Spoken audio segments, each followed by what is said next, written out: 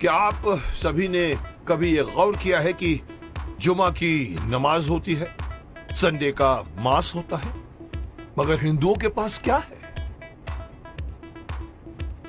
जुमा के दिन मुस्लिम लोग पूरे देश भर में मस्जिदों में जाकर नमाज पढ़ते हैं। क्रिश्चियन लोग हर संडे को अपनी फैमिली को लेकर चर्च में जाकर मास करते हैं। हिंदू क्या करता है? किसी ने गौर किया है आज तक? और फिर हम शिकायत करते हैं कि हमारे में एकता नहीं है। मुझे कल एक डिस्टर्बिंग चीज देखने को मिली टीवी पर।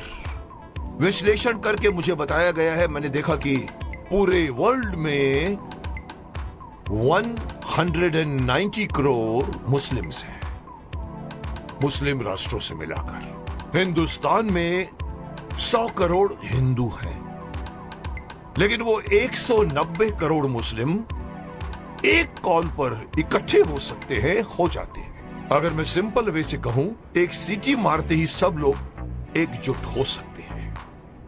क्रिश्चियन लोग मिलकर एक दूसरे से फोर्स बन सकते हैं, लेकिन हिंदुओं का क्या भाई?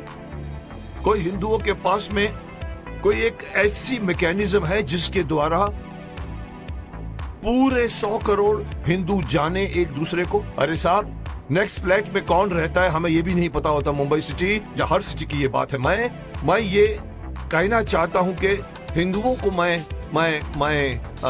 अगेन मैं वही कहूंगा कि मैं कहना चाहता हूं कि मुझे पता नहीं कि मेरी बात में कितना वजन है, लेकिन मैं पूरे देश के धर्माचार्यों को, मैं देश के पूरे संत समाज के जो बड़े बड़े आसीन पदासीन हैं, मैं उनको कहना चाहूंगा, आह्वान कीजिए, आप एक दिन मुकर्रर कीजिए, एक दिन फिक्स कीजिए, हफ्ते में एक दिन आप अपना लीजिए। और अगर मुझसे पूछो तो वो मंगलवार आ सकता है, क्योंकि मंगलवार हनुमान का दिन है, हनुमान जी का दिन है।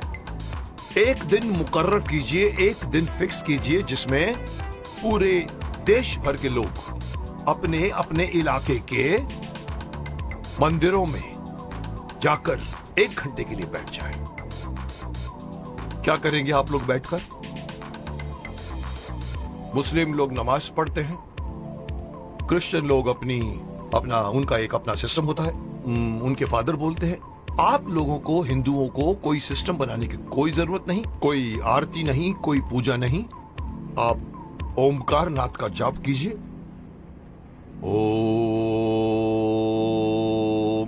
1 घंटे तक पूरा, जितने भी लोग, चाहे 50 हो, चाहे 100 हो, चाहे 200 हो, एक साथ मिलकर 1 घंटे तक आप ओंकार नाथ का जाप कीजिए। दूसरा ऑप्शन मैं दे रहा हूं, ओम नमः शिवाय, ओम नमः, इसका पाठ करिए आप 1 घंटे तक, या फिर गायत्री मंत्र का जाप कीजिए।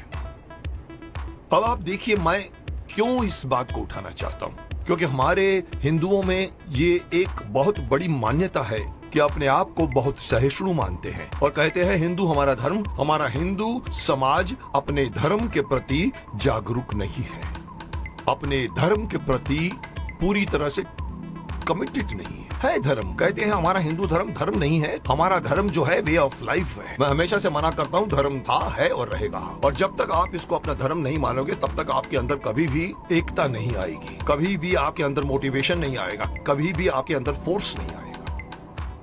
इसलिए मैं चाहता हूँ कि सारे हमारे पूरे देश में आप इमेजिन कीजिए कि एक साथ पूरे देश में आप एक टाइम फिक्स कीजिए। मेरे हिसाब से रात को 7 से 8 बजे का टाइम फिक्स कीजिए। सब लोग अपना अपना काम छोड़कर अपने नजदीक के मंदिर में जाएं, 1 घंटा बैठें और 1 घंटा बैठ के अपनी सभा होगी, जिसका नाम मैं सजेस्ट करना चाहता हूं। हो सकता है नाम इसका मंगल धार्मिक सभा हो सकती है, या मंगल धार्मिक मिलन हो सकता है, या मंगल धार्मिक मिलाप हो सकता है। आप लोग वहां जाइए। हर हिंदू, मैं अगेन बात करना चाहूंगा, इसमें बौद्ध भी आ जाते हैं, सिख भी आ जाते हैं, जैन भी आ जाते हैं, उनको भी आना पड़ेगा, उनको भी साथ में आना पड़ेगा, क्योंकि 100 करोड़ में उनकी गिनती होती है। उन सब लोगों को अगर ये आदत पड़ जाए, हर मंगलवार रात को 7 से लेके 8 बजे मुझे अपने परिवार वालों को लेकर, साथ में बच्चों को लेकर जाइए और मंदिर में जाके बैठ जाइए। एक मेडिटेशन की तरह से आप लोग बैठकर वहां पर एक सभा कीजिए। उसको उसका नाम मैं देना चाहता हूँ मंगल धार्मिक सभा या मंगल मांगलिक मिलाप या कुछ भी नाम रखा जा सकता है। जैसे मुस्लिम कैसे नमाज कहते हैं, क्रिश्चियन उसे मास कहते हैं, आप उसे मंगल मिलाप कह सकते हैं। वहां आइए, आप देखेंगे आपका पूरा देश, आपके पूरे देश के 100 करोड़ हिंदू कितनी जल्दी एक दूसरे के साथ एकजुट हो जाएंगे, जिसका इस वक्त इस कॉन्टेम्पररी आजकल आप देख रहे हैं जिस तरह के माहौल बन रहे हैं, उसमें हमारे हिंदुओं पर लोग एक तरह से हंसते भी हैं। उनको पता है कि ये लोग कोई मिलने वाले नहीं है, लेकिन अगर ये होना शुरू हो जाएगा तो आप सही अपने इर्द गिर्द के लोगों को सिर्फ जानोगे नहीं, पहचानना शुरू कर दोगे। जैसे कि मैंने कहा कि सिटीज में पता भी नहीं होता कि नेक्स्ट फ्लैट में कौन रहता है। इस बहाने आप आइए, बाहर निकल कर आइए, अपनी ड्यूटी मान कर आइए। मैं हर हिंदू को कहना चाहूंगा, और इसके लिए मेरी बात नहीं, मैं बड़े बड़े जो हमारे धार्मिक हमारे जो संत हैं, गुरु हैं, उनको मैं आह्वान करना चाहूंगा कि आइए आगे और अनाउंस कीजिए कि हर मंगलवार को 7 बजे से 8 बजे हर हिंदू को किसी नजदीकी मंदिर में जाकर 1 घंटा बैठकर आपको मेडिटेशन करना पड़ेगा। जो बैठेगा उसको भी फायदा होगा, क्योंकि मेडिटेशन में बहुत ताकत है। और दूसरा फायदा यही है कि आप लोग मिलोगे, एकता करोगे। और इस वक्त हिंदू समाज का एकता में आना बहुत ही अत्यंत आवश्यक है। मैं नहीं बताना चाहता, लोग सब समझते हैं कि मैं क्या बोलना चाहता हूँ, लेकिन हिंदू समाज बटा हुआ है। जुट और नंबर्स में ताकत होती है। ये हिंदू से निकलकर सिख, ये बौद्ध, ये जैन, इस बहाने साथ में आइए, क्योंकि आप पहले हिंदू हैं, उसके बाद में आप सिख हैं, उसके बाद में आप बौद्ध हैं, उसके बाद में आप जैन हैं। मेरी एक छोटी सी गुजारिश है कि मैं अपनी तरफ से सलाह देना चाहता हूं कि देश भर में कुछ ऐसा कानून बनाया जाए।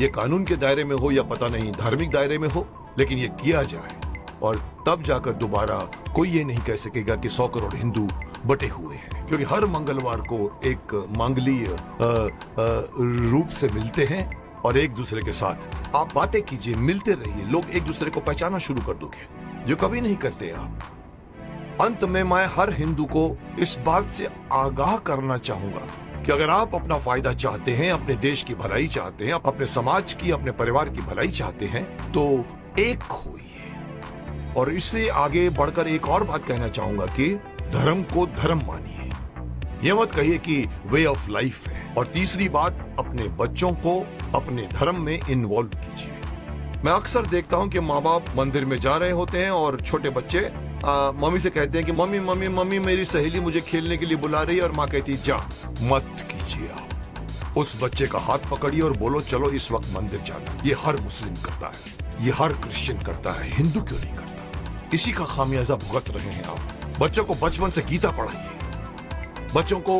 मंदिर लेकर जाइए। 1 घंटा या जब भी आप मंदिर में जाते हैं, विजिट करते हैं, बच्चों को साथ में लेकर जाइए, ताकि धीरे धीरे वो अपने देवी देवताओं को पहचानना शुरू करेंगे और एक हो जाएंगे। अब कोई मुझसे पूछेगा सर आपकी ये बात क्यों माने हम लोग, आप होते कौन हैं हमें ये बात कहने वाले? तो मैं सिर्फ शक्तिमान का एक डायलॉग आपको बताना चाहूंगा, जिसमें पूछा था कि आप कौन हैं, तो वो कहता है कि ना तो मैं कोई अवतार हूं, ना ही कोई फरिश्ता, बुराई का दुश्मन हूं, सच से है मेरा रिश्ता। दुश्मन मेरे बुरे लोग नहीं, बुराई है। अगर बात मेरी मानोगे तो इसमें तुम्हारी भलाई है। तो आपकी भलाई के लिए कह रहा हूं, मान जाइए।